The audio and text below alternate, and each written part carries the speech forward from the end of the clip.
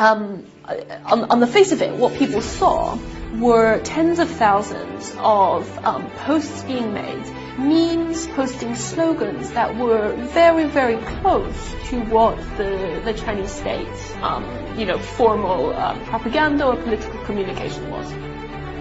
And so some people, what this looked like was maybe this was automation, maybe this was a concerted effort by the Chinese. But when research actually looked at this, my colleague didn't find any evidence that automation was being used. And you can see back in this forum that started it, people talking about it, saying, I think we should do this, like let's all do this on this exact day, like jump over the wall and make these posts. So what it looked like was this was a lot of regular people who were expressing their feelings. And so this is obviously an issue that is much more complicated than automation, than state-directed propaganda.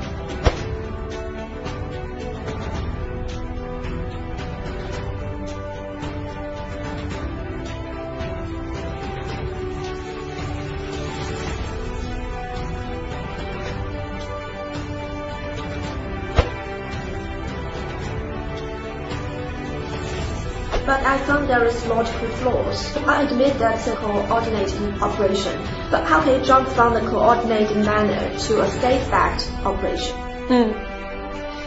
I don't know what their even as a researcher who tries to research Twitter, I will never have as much data. I will always only have like access to a tiny fraction of the kind of data that Twitter has access to. And so it's very hard for me to speak about whether their jump from finding a coordinated effort to finding a state-backed effort is justified or not.